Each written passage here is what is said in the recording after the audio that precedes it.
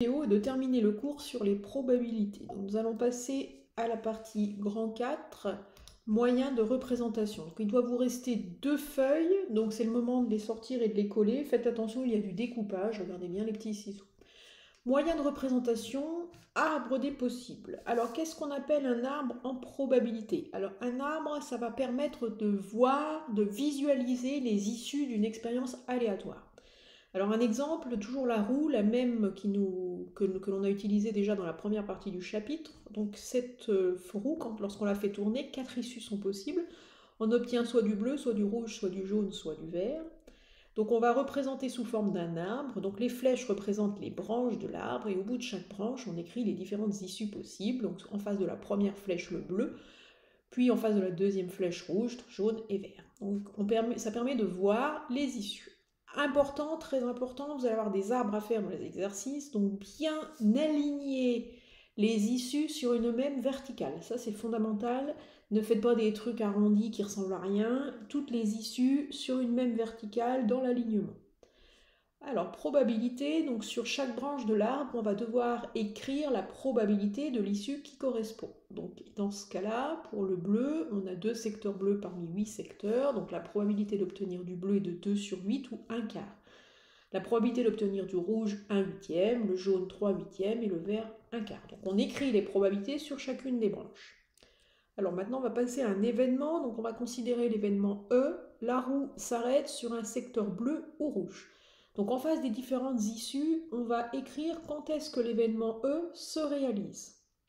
Donc en face du bleu, l'événement se réalise, en face du rouge, l'événement se réalise, en face du jaune, il ne se réalise pas, et en face du vert, il ne se réalise pas. Donc là, vous devez écrire sur le cahier, ça, il n'y a pas énormément de place, mais ça doit tenir. Et maintenant, comment on va calculer la probabilité de l'événement E? Donc on va ajouter les probabilités des issues qui réalisent l'événement. Donc l'événement E se réalise à 2 reprises, en face de l'issue bleue, en face de l'issue rouge. Donc la probabilité de l'événement E, ça va être la probabilité de bleu plus la probabilité de rouge. On ajoute les probabilités des issues qui réalisent l'événement. Donc probabilité de bleu plus probabilité de rouge, c'est-à-dire 1 quart plus 1 huitième. On réduit au même dénominateur, 2 huitièmes plus 1 huitième, 3 huitièmes. Donc ce qu'il faut retenir, on aligne les issues sur une même verticale. Sur chacune des branches, on écrit les probabilités. Après, on regarde quand est-ce que notre événement E se réalise et on l'écrit en face des issues. Et après, pour trouver la probabilité de l'événement E, on additionne les probabilités des issues qui réalisent l'événement. Alors jusque-là, l'arbre, bon, vous n'avez pas dû voir un grand intérêt, certes ça permet de voir, mais il va surtout être important dans la partie grand 5, c'est-à-dire dans les exemples d'expériences aléatoires à 2 épreuves. Alors qu'est-ce qu'on appelle une expérience aléatoire à 2 épreuves? C'est lorsqu'on réalise deux fois l'expérience aléatoire. Par exemple, on lance 2 fois de suite la pièce de monnaie, ou on fait tourner 2 fois la roue, ou on pioche 2 boules dans une urne. Donc voilà ce que c'est qu'une expérience aléatoire à 2 épreuves. Donc un premier exemple, on va considérer E l'événement, on obtient au moins une fois la face pile. Donc lorsqu'on lance 2 fois de suite la pièce de monnaie, donc c'est bien une expérience aléatoire à 2 épreuves puisqu'on le fait 2 fois de suite et l'objectif est de savoir quelle est la probabilité de l'événement, on obtient au moins une fois la face pile. Donc là, sur la page suivante, vous allez tracer l'arbre qui correspond à cette expérience aléatoire à 2 épreuves. Prévoyez de la place. Les arbres, ils ne doivent pas être tout petits dans un coin. L'objectif de l'arbre, c'est de visualiser les choses, c'est de voir les choses. Donc au moins une demi-page pour faire cet arbre. Premier lancé, on lance la pièce de monnaie, soit pile, soit face. Une chance sur 2 d'obtenir pile, une chance sur 2 d'obtenir face. Deuxième lancé. Si on a obtenu pile au premier lancer, on effectue le deuxième lancer de pièces, donc une chance sur 2 d'obtenir pile, une chance sur 2 d'obtenir face. Si on a obtenu face au premier lancer, on effectue le deuxième lancer, soit pile, soit face, une chance sur 2 d'obtenir pile, une chance sur 2 d'obtenir face. Donc voilà l'arbre qui représente le lancer de pièces 2 fois de suite. On n'oublie pas d'écrire les issues. Au bout de chaque ligne, au bout de chaque branche, on écrit l'issue de l'expérience. Première ligne, on a obtenu pile au premier lancer, puis pile au second lancer. Donc l'issue, c'est pile-pile. Deuxième ligne, on a obtenu pile au premier lancer, face au second lancer, donc c'est pile-face. Troisième ligne, on a obtenu face puis pile. Quatrième ligne, on a obtenu face puis face. Maintenant, on s'intéresse à l'événement obtenir au moins une fois pile. Quand est-ce qu'on a obtenu au moins une fois pile? On regarde. Donc si on a obtenu pile pile, eh bien on a bien au moins une fois pile, puisqu'on l'a même deux fois, donc l'événement se réalise. Si on a pile face, l'événement se réalise. Si on a face pile, l'événement se réalise. Si on a face face, l'événement ne se réalise pas. On n'oublie pas ce qui précédait dans la partie grand 4. La probabilité d'un événement, c'est la somme des probabilités et des issues qui réalisent l'événement. Donc la probabilité de l'événement E, ça va être la probabilité de pile-pile, plus la probabilité de pile-face, plus la probabilité de face-pile. Probabilité de pile-pile. On suit le chemin qui nous conduit à l'issue pile-pile.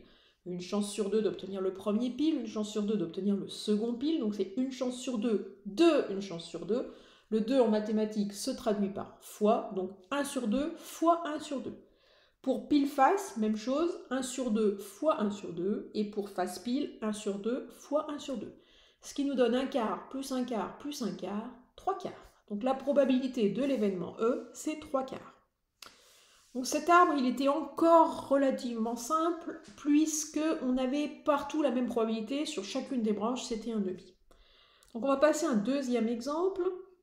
Vous pouvez bien retenir la méthode que sur un arbre, la probabilité de l'issue auquel conduit un chemin est égale au produit des probabilités rencontrées le long de ce chemin. On multiplie les probabilités rencontrées au cours du chemin. Alors, exemple 2, on va faire tourner 2 fois de suite la roue. Donc toujours la même roue, celle qui nous conduit depuis le début du chapitre. Et on va s'intéresser à l'événement obtenir 2 fois la même couleur. Alors, on fait un premier lancer de roue, on obtient soit bleu, soit rouge, soit jaune, soit vert. On écrit les probabilités, 2 sur 8, 1 sur 8, 3 sur 8 et 2 sur 8. Alors, vous pouvez remarquer que je n'ai pas simplifié les fractions. Le 2 sur 8, j'aurais pu l'écrire sous la forme 1 quart, effectivement. Bon, alors on peut le faire. On va voir que finalement, ça ne simplifie pas les calculs à la fin. Donc autant, il est préférable de ne pas simplifier tout de suite. On simplifiera le résultat final. Ça ne sert pas à grand chose de simplifier tout de suite la probabilité de départ. Alors, le deuxième lancer. Si j'ai obtenu bleu au premier lancer, lorsque j'ai fait tourner ma roue, le deuxième lancer, il peut être soit bleu, soit rouge, soit jaune, soit vert. Si j'ai obtenu rouge au premier lancer, le deuxième lancer, il peut être soit bleu, soit rouge, soit jaune, soit vert, etc. On n'oublie pas d'écrire les probabilités sur les différentes branches, 2 sur 8, 1 sur 8, 3 sur 8 et 2 sur 8, et ça on l'écrit sur chacune des branches. Donc voilà l'arbre pour le lancer de roue, vous voyez qu'il est déjà un petit peu plus conséquent. Maintenant on écrit les issues, donc la première ligne on a obtenu bleu au premier lancer et bleu au deuxième lancer, donc l'issue c'est bleu-bleu. La deuxième ligne, on a obtenu bleu au premier lancer, rouge au second lancer, donc c'est bleu-rouge, bleu-jaune, bleu-vert, rouge-bleu, etc. Maintenant, on s'intéresse à l'événement obtenir 2 fois la même couleur.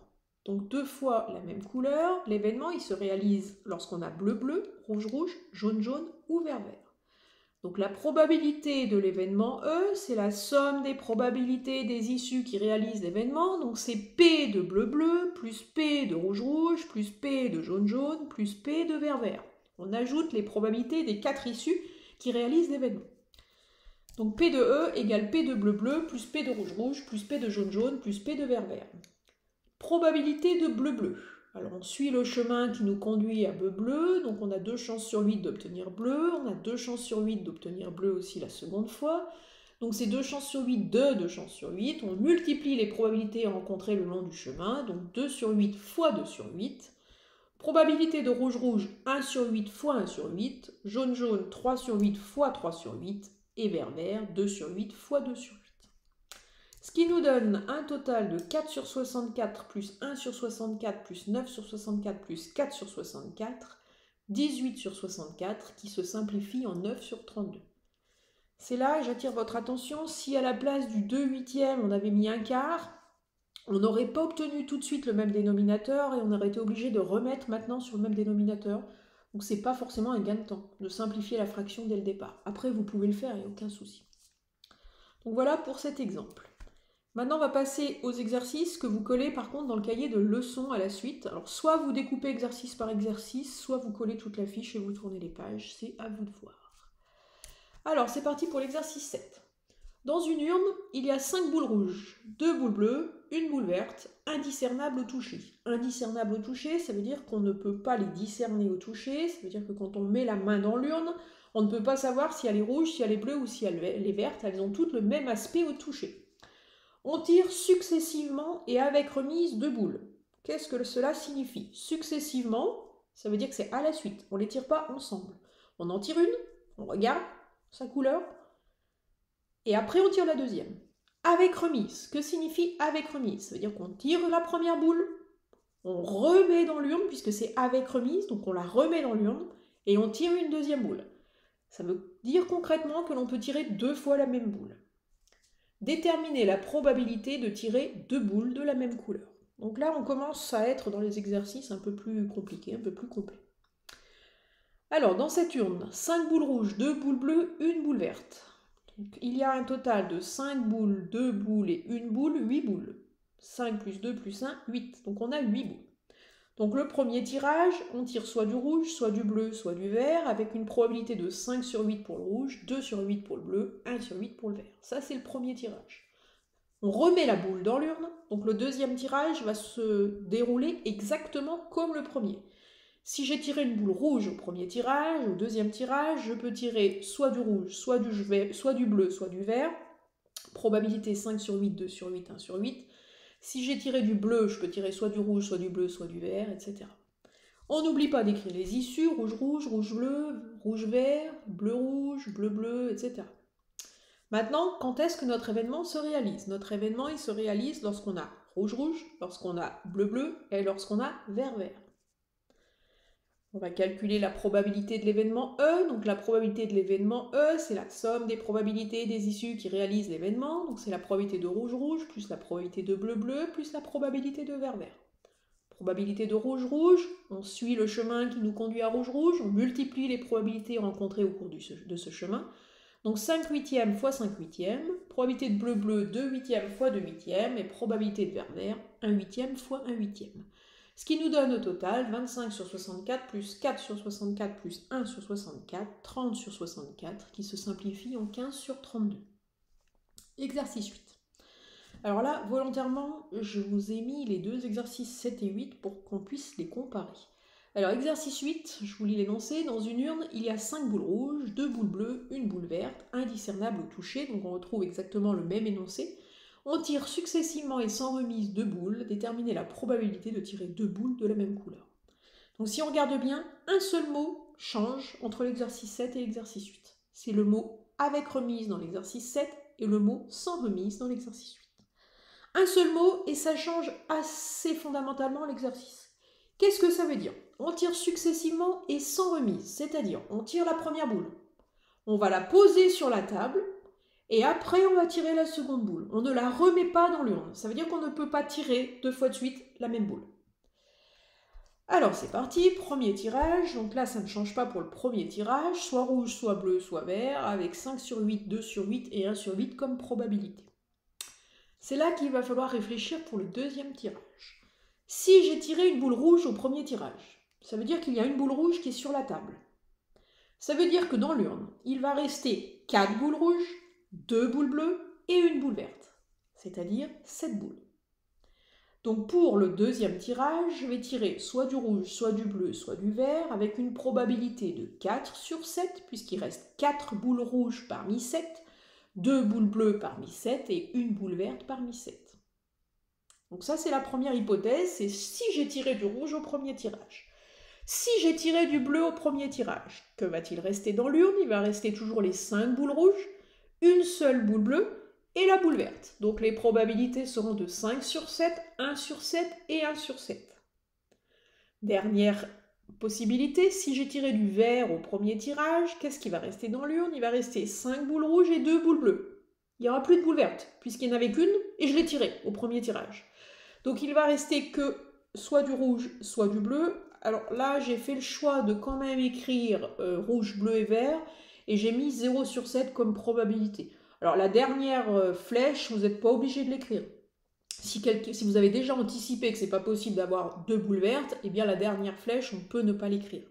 Alors, on peut aussi faire ça, c'est absolument pas gênant. Soit du rouge, soit du bleu, soit du vert. Probabilité d'obtenir du rouge, 5 sur 7, puisqu'on a 5 boules rouges parmi 7. Probabilité d'obtenir du bleu, 2 sur 7. Et probabilité d'avoir du vert, 0 sur 7. Ça fonctionne aussi. Quand est-ce que notre événement, on écrit nos issues, quand est-ce que notre événement se réalise? Lorsqu'on a rouge-rouge, bleu-bleu ou vert-vert. Alors, ceux qui n'ont pas écrit la dernière flèche n'ont pas cette ligne-là. Donc la probabilité de l'événement E, c'est la probabilité de rouge-rouge plus la probabilité de bleu-bleu plus la probabilité de vert-vert. Encore une fois, ceux qui n'ont pas mis la dernière flèche ont seulement la probabilité de rouge-rouge plus la probabilité de bleu-bleu. Probabilité de rouge-rouge, on suit le chemin, on multiplie les probabilités rencontrées au cours du chemin, donc 5 sur 8 fois 4 sur 7. Probabilité de bleu-bleu, 2 sur 8 fois 1 sur 7, et probabilité de vert-vert, 1 sur 8 fois 0 sur 7. Ce qui nous donne 20 sur 56, 2 sur 56 et 0 sur 56. C'est pour ça que si vous ne l'avez pas mis, probabilité de vert-vert, ça ne changera pas votre résultat final, puisque la probabilité d'obtenir vert-vert, elle est nulle. Ce qui nous fait un total de 22 sur 56, 11 sur 28. Alors ça, c'est l'exercice le plus compliqué que vous puissiez avoir, c'est-à-dire un deuxième tirage qui n'est pas identique au premier, puisqu'on n'a pas remis la boule dans l'urne. Exercice 9, un peu plus classique. Dans une urne, il y a une boule rouge, 4 bleus, 3 noirs, indiscernables au toucher. On tire successivement et avec remise 2 boules. Déterminez la probabilité de tirer 2 boules de couleurs différentes. Donc cette fois-ci, ce qui change dans l'énoncé, c'est que les couleurs soient différentes. Alors on fait l'arbre, donc probabilité d'obtenir soit du rouge, soit du bleu, soit du vert. Donc probabilité d'obtenir du rouge, 1 sur 8. Probabilité d'obtenir du bleu, 4 sur 8. Et probabilité d'obtenir du noir, 3 sur 8. Deuxième tirage identique au premier, on écrit toutes les issues, et cette fois-ci notre événement E il se réalise à 6 reprises. Alors lorsque je vous ai posé cet exercice, mon idée c'était ici, puisqu'il se réalise à 6 reprises parmi 9, alors on a deux possibilités, soit pour trouver la probabilité de l'événement E, on fait la somme des probabilités des 6 issues, soit mon idée de départ c'était de passer par l'événement contraire, c'est un petit peu plus rapide. Donc là, je vous ai proposé une correction avec les deux possibilités. Vous choisissez celle qui vous convient le mieux.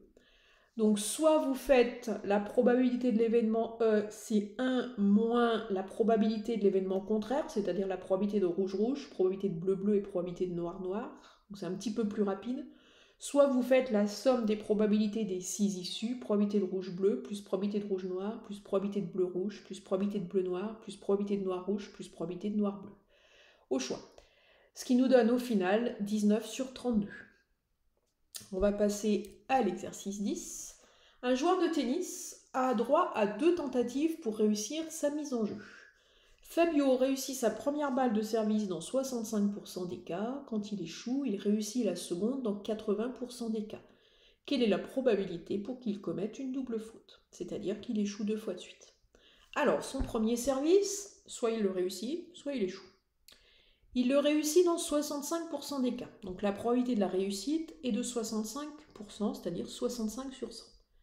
S'il réussit dans 65%, ça veut dire qu'il va échouer dans 100% moins 65%, 35%. Donc la probabilité de la réussite est 65 sur 100 et la probabilité de l'échec est 35 sur 100. Pourquoi? Puisqu'il faut 100% au total. 65 plus 35 égale 100. Alors, qu'est-ce qui va se passer après? S'il réussit sa première balle, il n'y a pas de seconde balle. Par contre, s'il échoue sa première balle, il a une deuxième tentative, soit réussite, soit échec, et cette fois-ci, il réussit dans 80% des cas. Donc 80 sur 100 de probabilité pour la réussite et 20 sur 100 pour l'échec. Issue. Alors, s'il réussit sa première balle, eh bien, l'issue, c'est réussite suivie de rien du tout, puisqu'il n'y a pas de suite. S'il échoue sa première balle, c'est échec, et qu'il réussisse la deuxième, échec, réussite. Et s'il échoue sa première et sa deuxième, échec, échec. L'objectif de l'exercice est de trouver quand est-ce qu'il commet une double faute, c'est-à-dire quand est-ce qu'il obtient échec, échec. Et ça correspond à l'issue échec, échec. Donc l'événement se réalise à une seule reprise, en phase de échec, échec. Probabilité de l'événement E, donc 35 sur 100 fois 20 sur 100, ce qui nous fait, après simplification, 7 sur 100. Donc la probabilité qu'il commette une double faute est de 7 sur 100. Exercice 11. Un cadenas possède 3 boutons avec les lettres A, B et C sur chacun d'entre eux. Détermine le nombre total de combinaisons possibles, justifie. quelle est la probabilité que la combinaison qui ouvre le cadenas contienne au moins une fois la lettre A? Alors, j'ai pas pu m'en empêcher de vous mettre un petit exemple avec 3 expériences, puisque là, vous voyez qu'il y a 3 boutons, ça veut dire que l'arbre, il va être gigantesque. Alors, premier bouton, soit A, soit B, soit C. Deuxième bouton, soit A, soit B, soit C. Troisième bouton, soit A, soit B, soit C. Donc, vous voyez que l'arbre, là, c'est plus une demi-page, c'est une page complète. On écrit les issues. Donc, l'issue, le premier, c'est AAA, AAB, AAC. On regarde quand est-ce que l'événement se réalise. Donc il se réalise beaucoup de fois. Donc ça nous permet de voir déjà combien il y a de possibilités. Donc il y en a 27. Elles sont toutes écrites donc en face des issues. Et quand est-ce que l'événement se réalise? Donc il se réalise 19 reprises. Alors l'intérêt ici, c'est que toutes les probabilités sont les mêmes partout. C'est du 1/3 partout.